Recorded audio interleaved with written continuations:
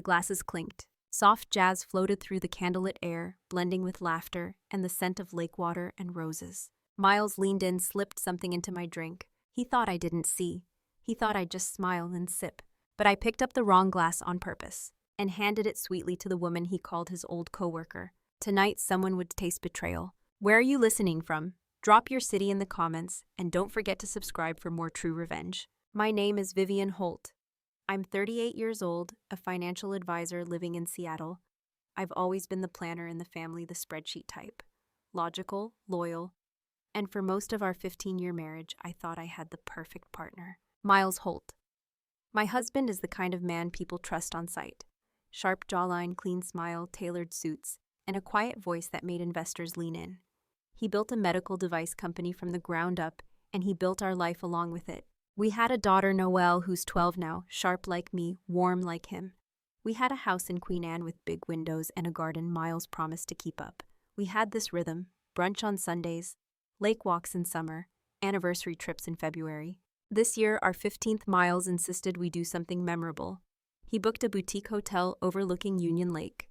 Rooftop dining, champagne towers, a private guest list, just close friends, colleagues, and a few out-of-town family members. The room was gold-lit and buzzing, filled with low jazz and the soft shimmer of clinking glasses. Pink orchids lined the tables. The air smelled like citrus and lake breeze. Everything felt cinematic. He gave a speech. Of course he did. Miles the Magnificent, my friends used to tease. He talked about love, longevity, how we'd survived recessions, parenting, even a home flood. He raised his glass and winked at me like we were still newlyweds. I smiled back, but somewhere behind that smile, I felt it. A strange stillness, not fear, not yet. Just a beat too long between his glances, like he was measuring something, timing it. The woman beside him, Delaney, was introduced as a former nurse colleague. Blonde, polished, warm voice. She hugged me like we were lifelong friends, even though I'd never heard her name before that night. She wore a silk green dress. Her perfume was sharp and heavy, like lilacs left too long in the sun. She stayed close to Miles all evening, too close. Still, I told myself, you're overthinking. This is your night. Don't ruin it. I watched them laugh over oysters. Watched him brush a crumb off her wrist. Watched her take a sip from her glass and smile just a little too slow. Then I saw it. His hand, palming something from his pocket, tilting toward my champagne flute like it was part of the act. And maybe it was. He thought I wouldn't notice. He thought I'd just keep smiling. He didn't know I had already stopped trusting him weeks ago. He didn't know this party was about to become unforgettable for the wrong reasons. Because while everyone else celebrated love, I was watching mine dissolve in real time. And I hadn't even cut the cake. Guests took photos in front of the floral wall. Laughter rippled through the room like waves lapping against the dock just beyond the terrace. One of Miles's investors clinked glasses with a retired surgeon. Everyone seemed to adore him like they always had. And why wouldn't they? Miles was curated charm. He knew how to hold a gaze, how to compliment someone just right. He made people feel like they mattered. But lately, he'd stopped doing that with me. In the last few months, there were gaps. Gaps in stories, gaps in schedule. Conversations that trailed off. Kisses that landed out of rhythm. I'd chalked it up to stress, to work, to aging, to anything but the truth. Until tonight. Tonight, I was seeing the truth up close, under chandeliers and cake toppers. Tonight, something inside me snapped, not in fear, but in clarity. And that clarity would change everything. The first time I knew something was off was on a Monday. Miles came home late again. He claimed it was a board meeting that ran over, but he didn't smell like the office. He smelled like cloves and vanilla. Like someone else's perfume had clung to him, soft and faint but still wrong. I thought you hated working past 6, I said, handing him a reheated plate. He shrugged, loosened his tie. New investors, East Coast, they talk forever. I nodded, smiled, but I made a mental note. The second time, I noticed his gym bag. It was packed but not with gym clothes. A silk button-up, brown leather shoes, no workout gear in sight. When I asked, he said I keep a backup for last-minute meetings. But the lie was too smooth, too quick. He'd never needed a backup wardrobe in 15 years. The third time was what really made my stomach turn. He got a text in the kitchen. We were making breakfast for Noelle, French toast and berries. The message flashed on his phone. Still can't stop thinking about last night. No name, just a heart emoji. He snatched the phone off the counter so fast he nearly knocked over the coffee. When I asked who was that, he chuckled. Seth from procurement, he's dramatic. Had a bad dinner date. I wanted to believe him, I really did. But Miles didn't have dinner dates with anyone. And definitely not ones that involved hearts and last nights. I started paying closer attention after that. I tracked how often he left the room when his phone rang, how he wore cologne on random Tuesdays, how he started locking his briefcase like we were strangers under the same roof. Noelle noticed too. One night she whispered, "Why is Dad always smiling at his phone?" I wanted to say, "Because he's smiling at someone else." But instead I kissed her forehead and said, "He's just busy, honey." I kept the questions to myself, kept the doubts quiet, kept playing the role of the supportive wife. But inside I was building a case, one piece at a time. Because if Miles was hiding something, I needed to be ready when the mask came off. "She's just an old coworker," Miles said casually, slicing into a pear. It was 3 weeks before our anniversary, and he mentioned her as if it were nothing. Delaney Quinn. Used to work with me back at Harborview before she moved into private care. I nodded slowly. "How come I've never heard you mention her?" He shrugged. "She moved away before we got serious. Just reconnected on LinkedIn. That was the first time I heard her name. Delaney." It landed too soft, too practiced, like he'd rehearsed how to say it. I asked if she was coming to the party. He hesitated for a breath too long. "Maybe." I extended the invite. "She's in town." I said nothing, but something in me snapped tight. That Saturday, I stopped by his office to drop off some documents he'd forgotten. His secretary looked confused. "I thought Miles was working from home today." I smiled, pretended I must have mixed it up. But inside my suspicions started forming legs. 2 days later, he changed his phone passcode. Said it was a new company protocol, cybersecurity stuff, another clean excuse. Then came the slip-up. Miles and I were discussing the menu for the anniversary dinner, shrimp lamb, dessert pairings. He mentioned that someone had suggested a lemon mousse. When I asked who, he paused. "Oh, just the caterer." But later that night, I glanced at his planner. Under the tasting notes scribbled in his handwriting, "Del loves citrus." I stared at the line until the ink blurred. Del, not a caterer. A nickname. Short, intimate. Not how you refer to someone you barely know. I didn't confront him, not yet. But I started preparing. That weekend, while he was out meeting a supplier, I pulled up his laptop. He'd forgotten to log out. In his downloads folder, a PDF itinerary for a spa retreat. For 2. The dates matched the weekend he'd claimed he was attending a conference in Vancouver. The guest name fields: Miles Holt, Delaney Quinn. That was all I needed. It wasn't just suspicion anymore. It was fact. Quiet, damning fact. And he was still smiling at me like he deserved to toast 15 years. Was she just a guest? Or something more? 3 days before the anniversary dinner, I borrowed Miles's laptop. He'd left it on the kitchen counter open like always. I needed to email a document to a client, but his email tab was still up. Normally I would have clicked away, but one subject line caught my eye. Reminder dosage instructions. The sender, a pharmacy I'd never heard of. I clicked. The message was brief, clinical. As discussed, the liquid compound should be administered no more than 2.5 milliliters per drink. Causes dizziness, confusion, disorientation, not detectable in standard panels. I blinked, read it again and again. My blood ran cold. The email was timestamped the same day Miles had said he was visiting a supplier in Tacoma. I scrolled further. There it was, an earlier email with the subject: Pre-order confirmation Del Q. I didn't need to guess. Del Q was Delaney Quinn. Delaney who loved citrus. Delaney who hugged my waist too long and too sweet. Delaney who now had a compound prepared with her name attached. I copied the emails to a USB I kept for taxes. My hands shook, but I kept them steady enough to hit download. I started digging. A text thread. Miles to Delaney was saved as an image in the temp folder, probably exported to send over Signal or WhatsApp. Miles. She'll be out before dessert. You just need to keep her talking. Delaney. Are you sure it won't hurt her? Miles. Just slows her down. No one will suspect. Then we talk options. Options. Options for what? I slammed the laptop shut. My heart was pounding so loud it drowned the hum of the fridge. My mouth went dry. My skin felt too tight for my bones. They weren't just sleeping together, they were planning something. And I was the obstacle. That night I couldn't sleep. I lay awake next to the man I'd built a life with, wondering if he was watching the clock. Wondering if he was imagining the moment I'd collapse. I knew I needed to act. But first, I needed to stay alive through dinner. If you saw that message, what would you do? The hardest part wasn't discovering the affair. It wasn't even the drug. It was pretending. Pretending that nothing had changed. That I hadn't seen the messages. that I didn't know what the lemon mousse was really meant to mask. I cooked dinner like normal. I laughed at Miles's jokes. I answered Noelle's questions about her science fair with a steady voice. But inside, something in me was cracking apart, and something else was sharpening. I kept replaying their conversation in my head. You just need to keep her talking, then we talk options. Options? Options for what? My life, my assets, my daughter. Miles knew I had a life insurance policy through my firm. He also knew he was still the sole beneficiary. Had he been planning this for months? Had Delaney always been part of it? I thought about going to the police, about packing up Noelle and leaving Seattle altogether.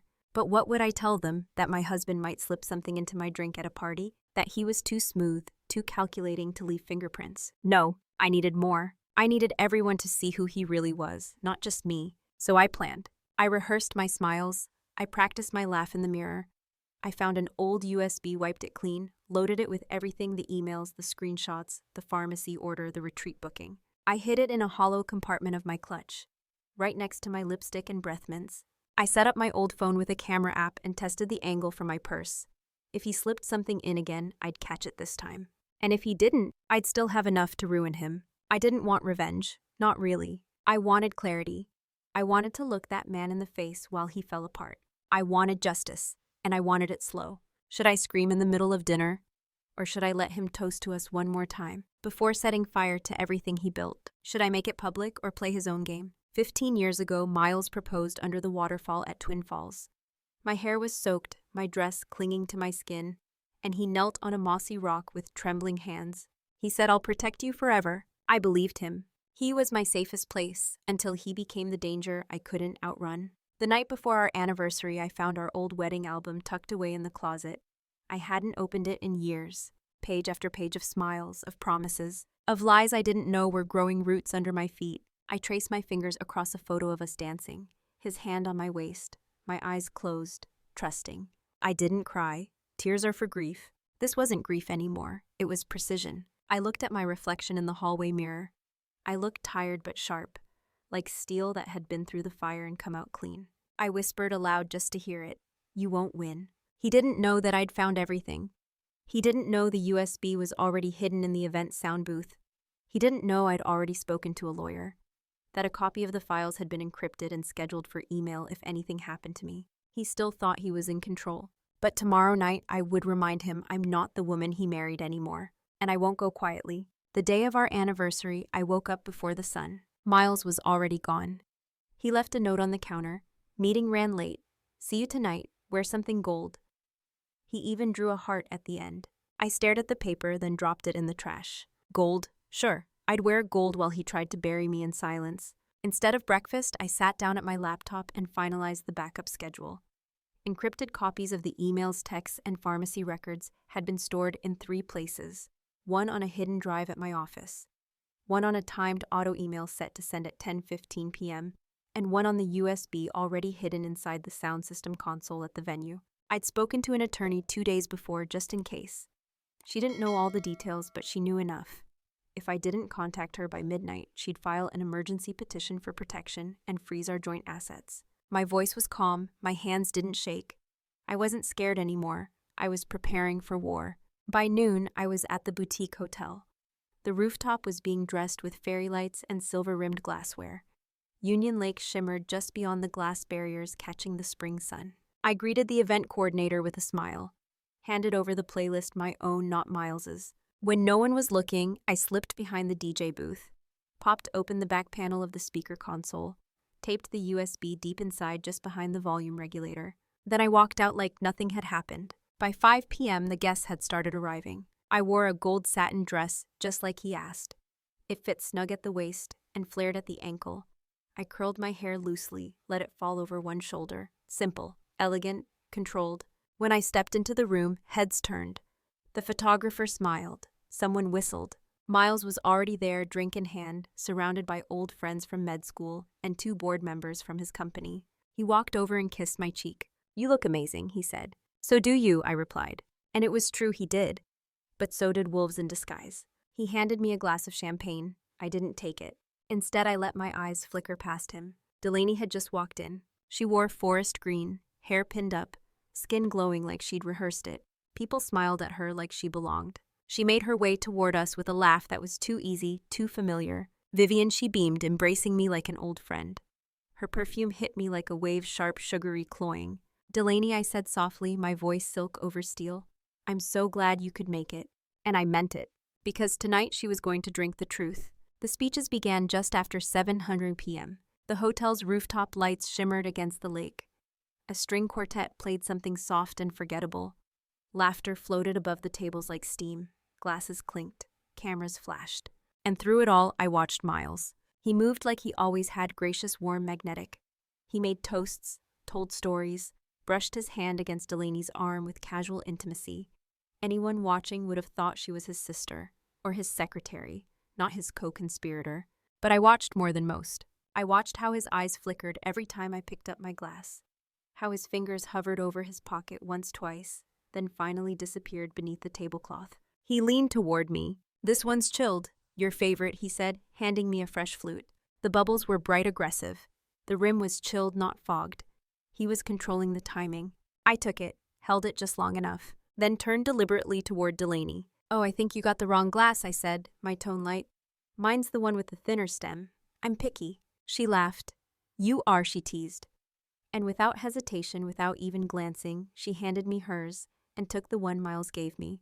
It was effortless, elegant. I smiled, sipped the champagne she'd just given me, and tasted nothing but peach and fizz. Delaney raised hers in a toast with Miles and drained half in one motion. He watched her closely, too closely. And in that moment, something shifted in me. He wasn't watching me anymore. He was watching her. And she didn't even know it. The rest of the dinner blurred. Appetizers, more speeches. A slideshow Miles prepared with pictures of us first apartment, baby Noel lake trips. People cried. He squeezed my hand. Delaney leaned into him and whispered something with a smirk. I almost admired it, the theater of it all. But then came the moment I'd been waiting for. I stood, lifted my glass, tapped the edge with a fork. People turned. Miles looked confused. He wasn't expecting me to speak. I just wanted to thank everyone for being here, I said. My heart is full tonight. I paused, let the air settle. I could feel Delaney beside me fidgeting. My husband has always believed in celebration, I continued. He says the best truths come out with champagne. A ripple of laughter. I agree. Right then, Delaney's hand twitched. Her grip on the table tightened.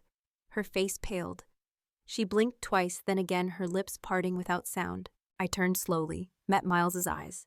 His smile faltered. Delaney coughed, then harder, then grabbed the edge of the table. Miles, she rasped. The room fell silent. Forks froze midair. The violinist stopped. A single glass tipped and shattered somewhere in the back.